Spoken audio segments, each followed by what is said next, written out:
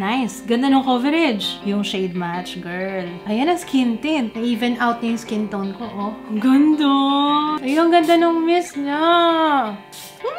Thumbs up ako doon. Ito na ba yung pinakamagandang skin tint para sa oily skin? Mind blown din ako.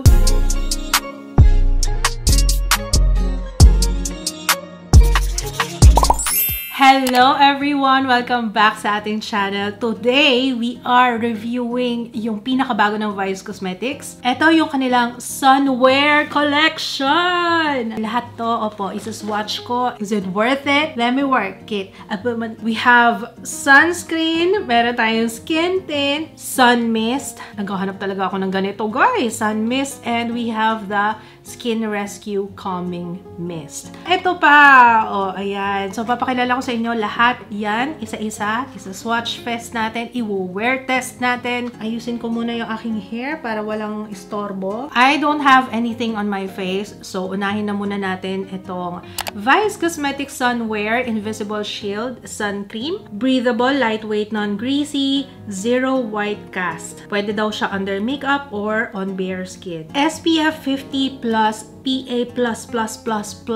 Non-negotiable talaga sa akin to. Kahit wala ng makeup pa sa sunscreen, always present. Puti siya. Naglagay na ako dito. Pero usually, alam niyo naman, 2 finger lengths talaga yung aking pag-a-apply. So, feeling ko mga 1 finger length pa lang tong na-squeeze out ko. Lagay na natin siya on my face. Half face lang muna para papakita ko sa inyo kung ano yung finish niya. Mapakita ko on bare skin. Wala siyang scent. It's very nice. Naamoy ko lang sa kanya, amoy sunscreen. Kung alam niyo yung distinct na amoy ng sunscreen, opo, yun. Ang ganda ng formula niya, promise. Sunscreen na sunscreen talaga. Huwag kayong ma-discourage kapag ang sunscreen niyo ganyan, ha? Kasi yan yung pinaka-effect talaga. May radiation din yan, yung mga ilaw. Opo, kaya ako talaga, hindi talaga pwedeng walang sunscreen. Kahit na nasa loob lang ako ng bahay, yung TV, yung mga tablet, PC, iPad, laptop, may radiation din yan. Ayan, tingnan nyo, kumintab yung aking face. Oh, ayan, may glowy-glowy effect na ganyan. Ito yung wala pa. Pero ito, for sure, protected na. Yung pakiramdam niya, magaan lang siya, guys. Mabilis lang din siya ma-absorb. Though nakikita natin na makintab siya sa face, magaan lang siya. Wala akong nararamdaman na lagkit whatsoever. So, i-apply na natin siya on the rest of my face. 495 pesos para sa 50 grams. Zero white cast with maximum UV protection. Quick absorbing. True naman. It's fragrance-free, non-greasy, at meron siyang niacinamide, ceramides, Centella asiatica extract. Kaya naman pala, feel ko yung hydration. Kasi noon nakapag-moisturizer. Pero feeling ko okay na kahit na sunscreen lang ialagay ko. Meron ako na-feel na hydration. But if you have dry skin, of course, don't skip your moisturizer, okay? And guess what? It's made in Korea. Wow! I'm smiling kasi iba ang level ng Korea pagdating sa mga sunscreen. Mataas ang standards nila pagdating sa ganyan. Paano ko nalaman? Kasi nabalitaan ko na dun pala nila talaga pinapadala yung sunscreen for testing.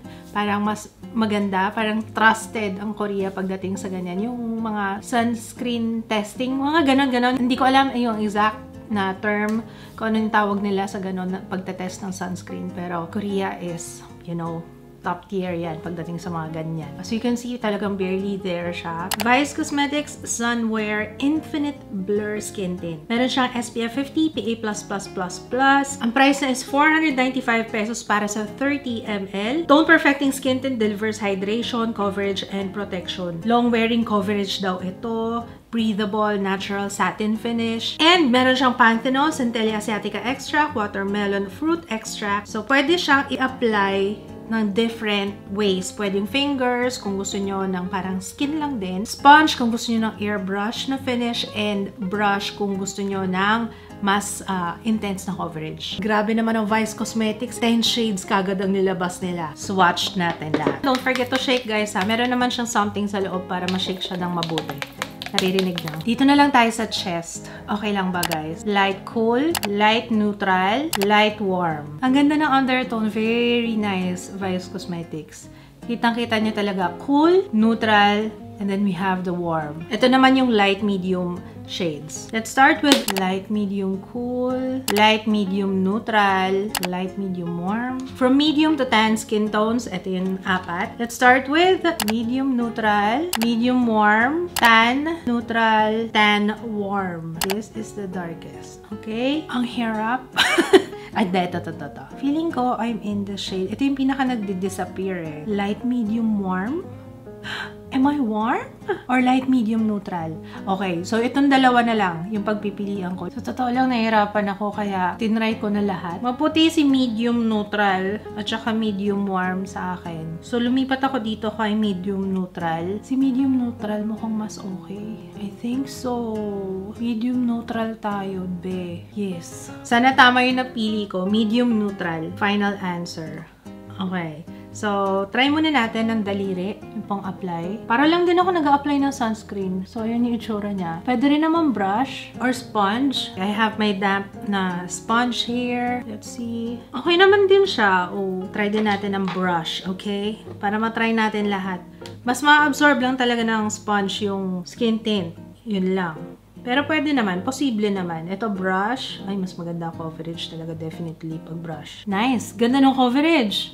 For a skin tint, ha? Yung shade match, girl. Ayan ang skin tint. Hindi halata. Diba? I-apply na natin siya. Like I said, posible naman kahit anong way nyo siya i-apply. Pero mas bet ko brush. Na-even out niya yung skin tone ko, oh. Madaling i-blend. Halos walang naiiwang streaks. Nice, ah. Ang ganda ng formula nito, ah. So, this is medium neutral on my skin. I like it. Though, very glowy siya at kinakabahan ako, ah. Feeling ko, dahil puro sunscreen to, no? Ang tataas ng SPF nito. SPF 50, yung cream, yung sun cream. Yung Infinite Blur na skin tint naman is SPF 50 din.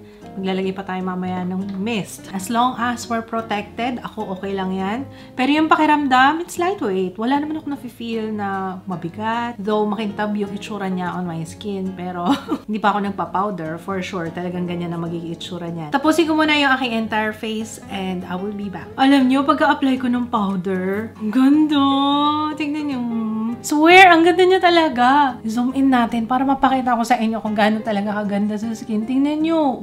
May nakikita ba kayo nagkikake dyan? Wale! May nakikita ba kayo nagbubobo? Wale! Ang galing! Akala ko talaga kanina magmamantika ako kasi nga diba para ang oily-oily niya kanina tingnan sa skin. Pero ano lang yun kasi nga yung effect ngayon ng sunscreen talaga. Naalala niyo may skin tint ang Vice Cosmetics before. For sure may magtatanong sa akin, ate, anong difference nung dalawa? So, ito, yung una nilang skin tint, SPF 30 lang siya. Blurfection skin tint ng Vice Cosmetics. I love this. Actually, mas gusto ko ito kaysa doon sa foundation nila sa True lang. Mas okay na okay ito sa oily skin. Alam niyo yung difference nila? Wala.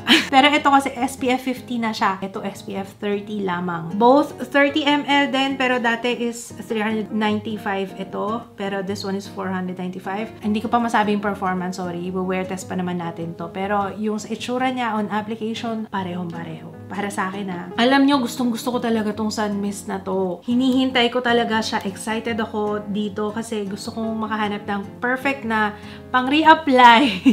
Diba? No? Ang hassle naman talaga maglalagay ka ng cream. Especially if you're using powder makeup. Gumagalaw talaga siya kapag ka nag-re-apply ka ng sunscreen. Sure na sure ako dyan. Opo. Kahit minsan cream, ganun din. Kaya gusto ko talaga yung spray lang. Kumbaga parang setting spray. Diba? No? Para mas, you know, protected tayo. Very convenient kasi yung ganito pag re-apply. It has SPF 25, PA++, at ang laman nito is 100 ml. Ang price na is 495 pesos. So, ganito yung itsura niya. Ayan. Like I said, this one is for re-applying. So, for example, bago ka lumabas, parang kanina pa ako naka-makeup, magre-re-apply nga muna ako before ako lumabas. Magre-re-apply muna ako ng sunscreen. Okay, let's spray this. Ayun, ang ganda ng mist niya. Sakop na sakop niya talaga yung buong mukha ko. Smells nice. Actually, parang halos walang scent. Merong scent, pero very mild. Sobrang convenient ng ganito. Imagine mo, ilalabas mo lang siya, spritz ka lang, spray. Ang kagandahan pa dito, ang formula nila is walang residue. Ibig sabihin, hindi kagaya ng aerosol or ng cream na sunscreen, di ba kapag ka nag-re-apply ka, mafe-feel mo may residue. Di ba? Sa aerosol, di ba, nakatry na ako nun eh. Meron parang film na basta may something sa kanya na parang ang bigat-bigat. Mas mabigat pa siya actually kesa sa mga creams na nire-apply ko. Ito naman, clear lang yung formula niya. So, walang residue. Meron din siyang panthenol, ceramides, and peptides. Ito yung nakaka-boost ng collagen and hyaluronic acid. Bongga! Actually, gusto ko yung dagdag na glow na binigay niya sa skin ko. Napansin nyo? May added glow no? Parang mas lalo naging healthy yung skin. Vice Cosmetics Sunwear Fresh Dew Lip Balm SPF 30 PA++++. 345 pesos ang isa. Meron tayong 6 na shades. Everyday lip balm daw ito na may SPF. Ito lagi ko nire-remind. Pag nasa labas kami, lalo na kapag ka nagsiswimming, ganyan, kailangan nagsa-sunscreen din ng labi. Skin din yan, nasusunog din yan. Promise, maniwala kayo sa akin. I'm smiling kasi finally hinuwa-hiwalay nila kung ano yung mga cool shades para sa mga cool tones, warm shades, and neutral. I love that! Thank you so much, Vice Cosmetics. Si Sunlit, ito yung mga cool shades. Okay? Oh my gosh, ang ganda! Sunlit. Solid talaga yung itsura niya sa labi, oh. Hindi humihiwala yung oil sa pigment. Solid yung kulay. I love that. Very hydrating. Tingnan nyo guys, ang ganda. Wala siyang scent. Thumbs up ako doon. Next shade sa cool is Paradise. Ayan, Paradise. Medyo pink naman to. Very nice. Paradise. Next shade, ito naman yung dalawang neutral. We have Vacay. Okay, Vacay. Vacay. Next shade is Solstice. Medyo peach to. Perfect na neutral peach. Moving on sa warm shades, first is Vibe.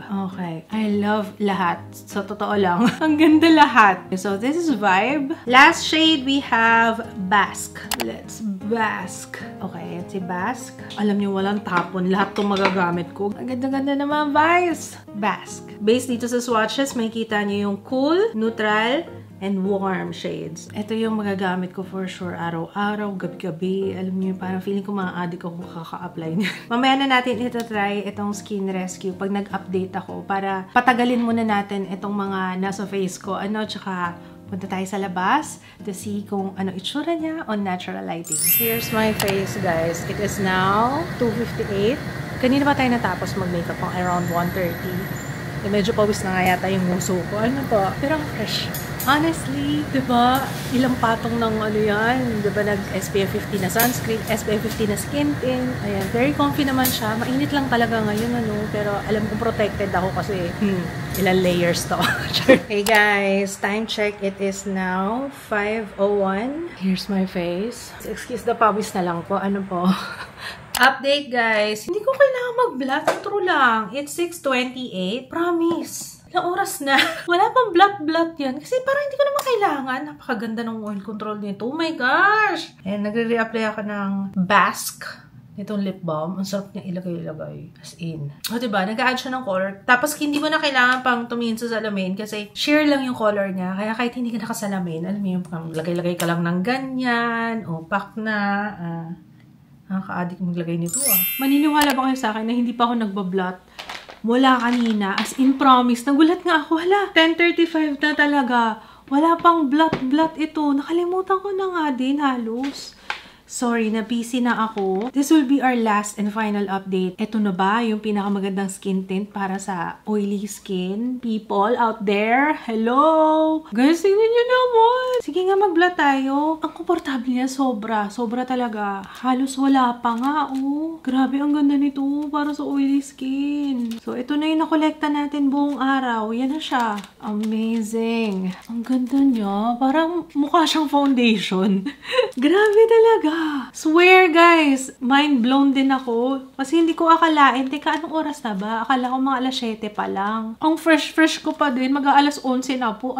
Nag-crease lang siya dito sa talukap ko. Which is actually normal yan sa akin. Grabe, napakaganda niya talaga. Wala na akong masabi. Definitely yes talaga sa akin to. Ang ganda-ganda. Wala na akong... Grabe. I swear. Tingnan niyo naman. Diba? Pinaka-okay talaga para sa oily skin Parang ito na yun. Ito na talaga siya. Okay, before ako magpaalam, baka makalimutan ko to, Meron tayong last na itatry. This one is the Sunwear Skin Rescue. Calming Mist naman siya.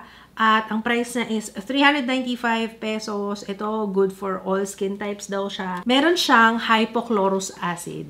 Alam niyo ba yung hypochlorous acid? Narinig ko na yan. Sabi ko, parang familiar siya. Ginagamit pala talaga siya pang soothe kasi it's a gentle, natural occurring antimicrobial and anti-inflammatory. Kung meron kang redness sa face or kung galing ka sa pagkaka-sunburn, sobrang helpful nito. Smells really nice as well. Hindi matapang. May scent siya pero very mild. Parang ganun din yung amoy nitong sun mist nila. Pero baka mabaliktad nyo ha. Yung translucent yung packaging, yan yung calming mist. Tapos ito yung sun mist, yung hindi transparent or clear yung packaging. Okay din to pang eczema flare-ups. Meron din siyang aloe leaf extract and panthenol. So maganda talaga siya for skin. Kung gagamit kayo nito before kayo mag-skincare or before kayo mag-makeup, make sure to wait 5 to 10 minutes para mabigyan nyo siya ng ample time na ma-absorb ng skin nyo. Kasi nga pang prep siya. Naisip ko tong gamitin kapag kunwari nasa labas, pag sobrang intense ng init ng araw, pwede ko siyang i-apply. To freshen up lang lalo na kapag pinagpawisan ka, nag-workout ka, medyo natagtag ka sa biyahe, sa araw. Ayan, spray nyo lang yan. All-in-one skin rescue na talaga siya. So wala na akong idadagdag pa guys. I highly recommend lahat nito.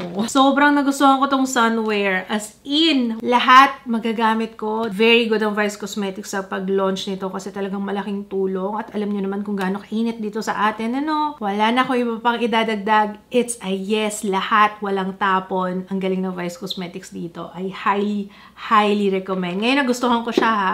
First impression review. I loved it. Lahat. Pati yung lip balms, lahat ng shades. Wala ko ibang masabi, kundi check out na. So, ayun lang guys. Let me know your thoughts. If you have tried this, feel free to comment down below. Kumusta siya sa inyo? Kung hindi pa kayo nakaka-subscribe, make sure to subscribe. Marami tayong coming next na review. Thank you so much for watching. Kung meron kayong request, feel free to comment down below. I will see you again on my next one. Bye guys! Yeah, I'm about to fade away, cause every time I wake up I feel like it's Monday. Something's going wrong with all the chemicals up in my brain. All of a sudden I don't look at anything the same.